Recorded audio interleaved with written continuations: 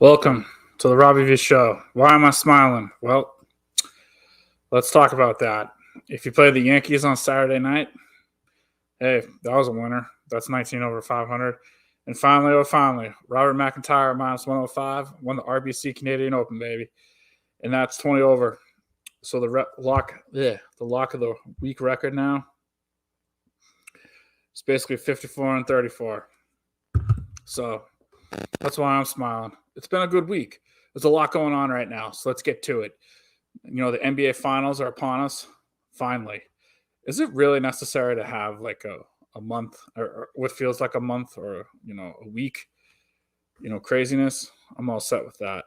NHL playoffs, obviously Stanley Cup final, Edmonton and Florida. We'll talk about that. We'll talk about the, dopes of the day, wonks of the week. Also talk about some local issues. I mean, what the hell, We'll go over a little Karen Reed. And, let's get to it. I mean, the first thing I think was on everyone's mind was the Celtics matchup. And, I think the first thing is hey, Celtics, they got Porzingis back. It's huge. Dallas is going to have they're going to have a lot of trouble dealing with Porzingis. They're not really a good defensive team to begin with, with Kyrie Irving, who, he's all right. And Luka Doncic. There's a lot of things that the Celtics probably should do to slow down, to win this series. Number one, they need to make Luka Doncic play defense. What I mean by that is whoever's on Luka just needs to go to the hole. Tire him out. It's going to be a long series, and the faster that guy loses his legs, the better off we all are. At least in the Boston area, the better off we all are. Second thing is obviously Porzingis being healthy. The health of Porzingis. If I would advise anything to tell you something, I would strongly advise if you're going to bet on the series, wait until the first 10 minutes. See how Porzingis is. I'm not the first one to say this, and I'm not going to be the last one. The third thing, I really believe about the Celtics right now is I want Derek White and I want Drew Holiday to fucking just roll, baby. Because the fact of the matter is that, Tatum's going to get his points. Jaylen Brown's going to get their points. But what's going to be important is those role players right now. You got, Al Horford just shooting, coming off the bench, providing good quality minutes. And by the way, Al Horford is an MVP. That was an amazing freaking run he had, playing 40 minutes at his age. I mean, there's probably average 38-year-olds or 40-year-olds or whatever, however old he is, probably can't even make it up the 15 rows in the TD Bank North Garden without, freaking asking for oxygen. And I'm not talking about myself on that. I've done that climb many times. But Al Horford played his ass off. He played great defense. And he really helped he came through for the Celtics when they needed, when Porzingis went down. Now, the other thing the Celtics need to do is pound these guys on the fucking block. They just need to win. And that didn't come out right, but that's life. I just think Tatum, if you're looking at just overall, yes, the Celtics should win this series. I know there's a lot of people who are saying that this is going to go down in 4 or 5. I think it'll probably go either 5 or 6. That's just the Robbie V opinion and whatnot. This is a time for Tatum to cement and Brown to cement their legacies in this city. They have a golden opportunity. Everything was laid out on a yellow brick road.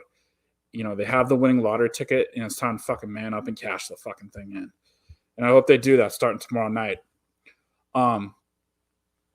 The one more thing I think it is important to point out for the Celtics is that, with what's his name?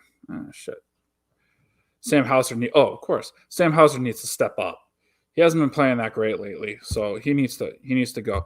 And the Celtics, for the life of them, cannot lapse on fucking just mental lapses. They need to they need to be with it, and just 24 roll C's 24/7, meaning they got to freaking be in the game mentally 24/7, and or for 48 minutes, whatever you want to call it.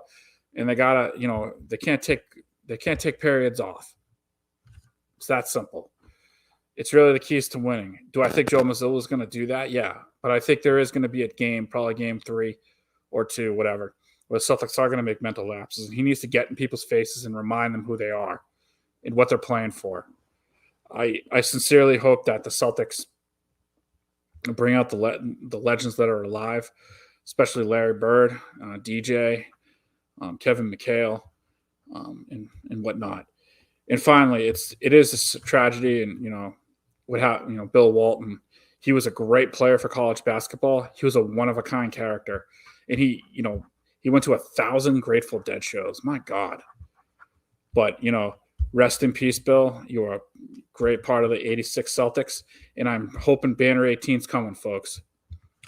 So let's switch gears a little bit now. Let's talk about Stanley Cup.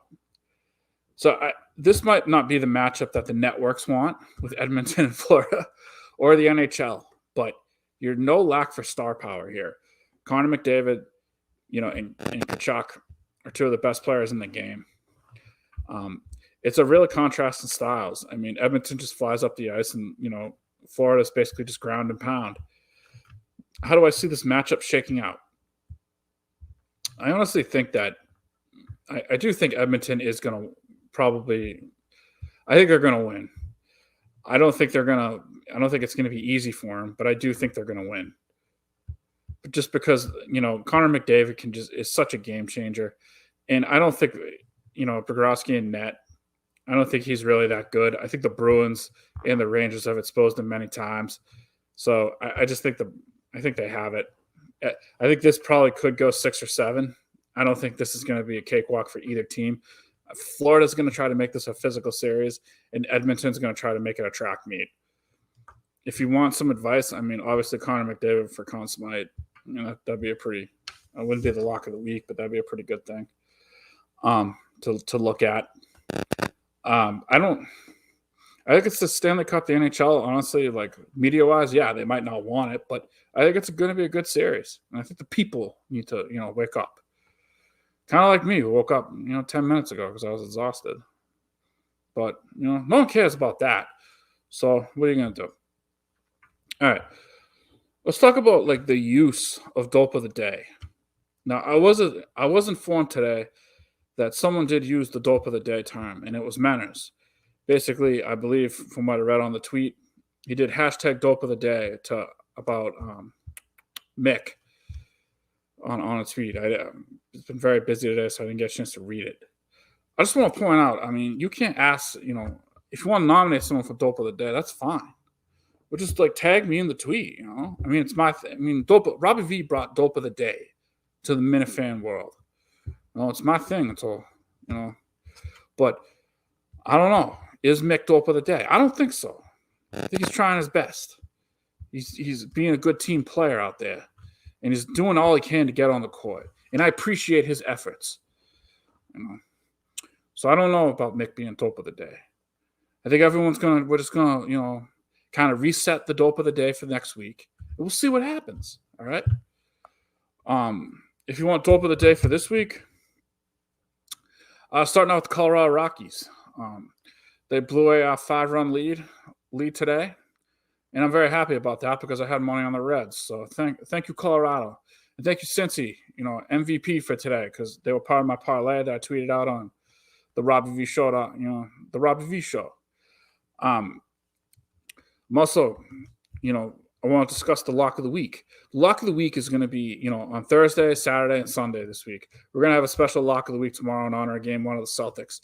I can't say what the lock of the week is going to be, especially on air, because I don't know if the show is going to air before whatever prediction I make. But that's the fact of the matter. All right. Let's talk about other MVPs.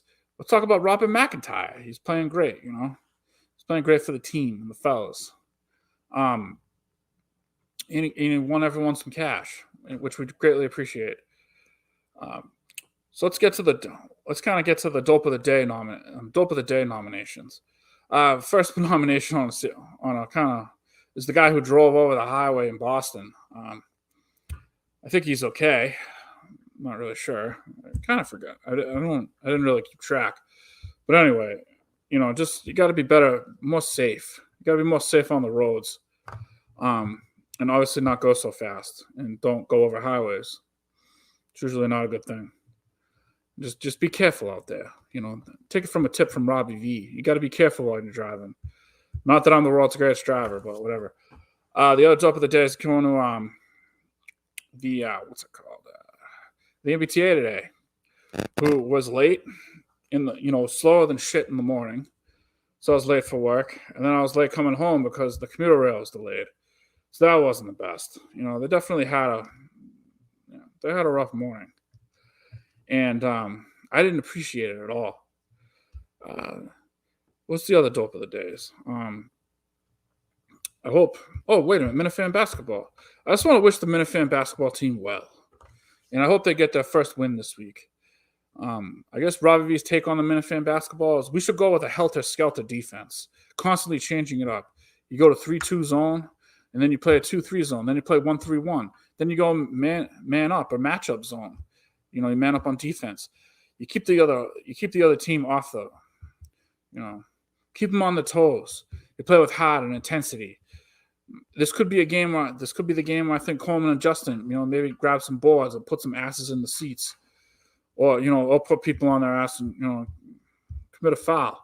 Either or, I'm expecting big things from the big boys. Let's pull down some boards and represent for the tall people. That's what Robbie V wants on the basketball court. Might be wondering why Robbie V isn't involved in this league. Well, quite frankly, I bowl on Thursday nights, and to be quite frankly, I should have just went home last Thursday because I bowl fucking horrendous. When unfortunately I didn't realize that I had my bowling shoes on. I didn't have my bowling shoes on. I took a header on the lane. Was I dope of the day then? Absolutely. I mean, Robbie V was dope of the day last Thursday night. I bowled horrible. I didn't wear the proper shoes to bowling until I, almost broke my ass, which wasn't good. And what are you going to do, I take the losses, folks. I'm a man of the people. All right, what else is going on this week? Obviously, golf.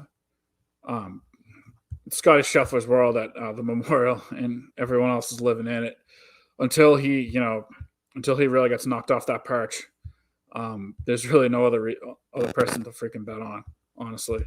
The other, I guess, in other news, the city of Boston invested $400 million in ESG funds. That's headed up by Al Gore. I'd love to see the performance to the S&P 500, but yeah, guess I don't think that's being disclosed anytime soon. And last but not least, I just want to. I guess this is a Robbie V editorial moment.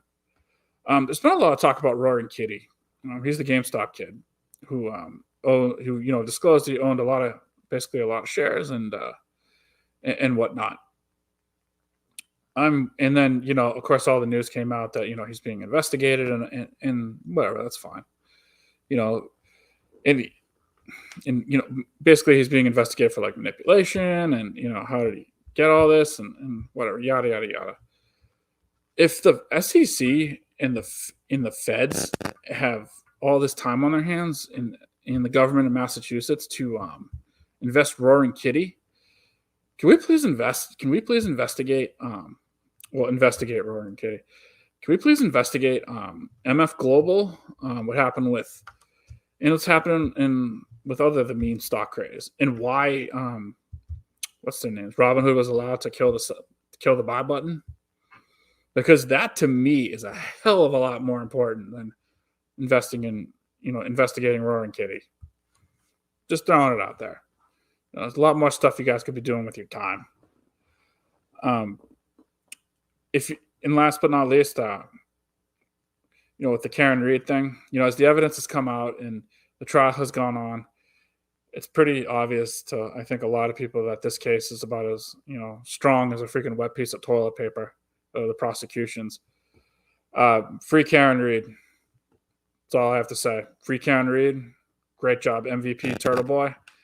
And, this case, hopefully she's found guilty. I mean, if she's found not guilty and, she can get on with her life. But, yeah, MVP, Free Karen Reed. All right, guys. That's all I got for this week. You can, be on the lookout for the locks of the week. I'm going to do a couple videos. I know I've been slacking, and I do apologize. And hopefully we win some cash this week. This is Robbie V, rooting for the Celtics, Free Karen Reed, and telling you to make MVP moves. Signing off.